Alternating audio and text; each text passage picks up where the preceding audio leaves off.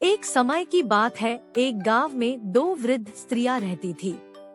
दोनों का इस जगत में कोई नहीं था। वे दोनों ही एक दूसरे का सहारा बनकर बड़े प्रेम भाव से रहती थी। हालांकि धर्म से दोनों अलग थी, लेकिन विचार से एक थी। उनमें से एक महिला हिंदू धर्म की थी और दूसरी जैन धर्म की थी। दोनों अपने अपने धर्म के हिसाब से प्रभु की आराधना किया करती थी। उनमें से हिंदू धर्म की महिला थी। उसने अपने घर के मंदिर में श्री कृष्णा के बाल स्वरूप लड्डू गोपाल को बड़े प्रेम भाव से विराजमान किया हुआ था और उन्हें प्रतिदिन एक बालक के भांति प्रातः काल नहला धुलाकर सुंदर वस्त्र आभूषण आदि पहनाकर तैयार करती थी। वह उन्हें एक बालक के समान ही मानती थी, इसीलिए कहीं भी बाहर जाती उनके लिए फल खिलौने आदि चीजें लेकर आती थी और प्रेम पूर्वक उनको भोग लगती थी। इसी तरह वे दोनों महिलाएं एक दूसरे के परस्पर सहयोग से अपना सुखमय जीवन व्यतीत कर रही थी। वो दोनों जब पूजा पाठ एवं सभी कामों से मुक्त होती थी, तब बचा हुआ समय एक दूसरे के साथ सुख दुख बांटते हुए व्यतीत करती थी। तीर्थ यात्रा जाने का अवसर। कुछ समय बीतने के बाद श्रावण मास में हिंदू महिला को तीर्थ यात्रा पर जाने का अवसर मिला। तब उसने अपनी अति प्रिय उस जैन धर्म की महिला से भी चलने के लिए कहा। चूँकि वृद्धावस्था अधिक होने कारण वह चलने फिरने में थोड़ी असमर्थ थी, इसीलिए उसने जाने से माना कर दिया और कहा कि मुझे चलने फिरने में परेशानी होगी, इसी कारण तुम्हें भी तीर्थ यात्रा में विघ्न रहेगा। तब वो हिंदू महिला उदास मन से तीर्थ यात्रा पर अकेले ही जाने के लिए तैयार हो गई और जाते वक्त उसने उस जैन महिला से कहा, सखी, मैं 1 माह के लिए तीर्थ यात्रा पर जा रही हूँ। मेरे आराध्य श्री कृष्णा बाल स्वरूप लड्डू गोपाल का ध्यान रखना। उन्हें बिल्कुल एक बालक की तरह स्नेह देना। प्रतिदिन स्नान आदि कराकर सुंदर वस्त्र आभूषण पहनाकर भोग लगाना। उस जैन महिला ने सब बातें सुनी और बोली कि हाँ सखी, तुम चिंता मुक्त होकर तीर्थ यात्रा को जाओ। मैं तुम्हारे लड्डू गोपाल का भली भांति ध्यान रखूंगी।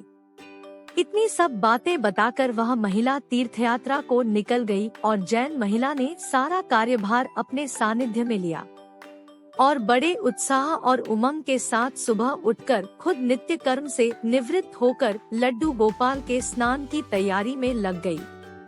उसके बाद जब वो उन्हें लड्डू गोपाल को नहलाने लगी तो वह उस महिला की नजर लड्डू गोपाल के पाँव की तरफ पड़ी तो वह दंग रह गई, क्योंकि उनके पैर मुड़े हुए थे। उसे लगा कि उसकी वजह से उनके पाँव टेढ़े हो गए हैं।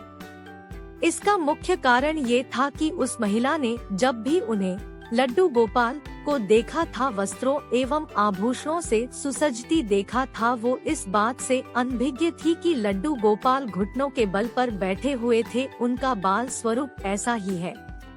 वह बहुत परेशान हो गई और सोचने लगी कि मैं अपनी सखी से क्या कहूँगी। उसने इतने विश्वास के साथ मुझे ये जिम्मेदारी दी थी और मैंने लड्डू गोपाल की देखभाल सही से नहीं की।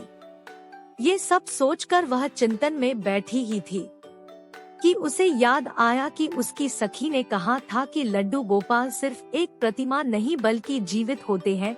बस फिर क्या था, उसने निश्चय किया कि दिन प्रतिदिन उनके पैरों की मालिश करेगी और वह दिन में कई बार ऐसा ही करने लगी।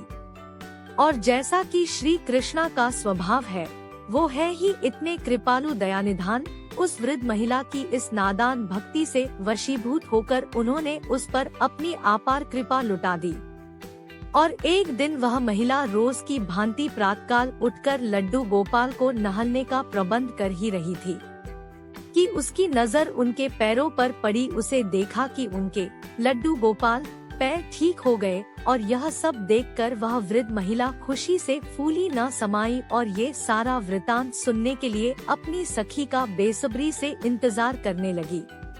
तीर्थ यात्रा की वापसी।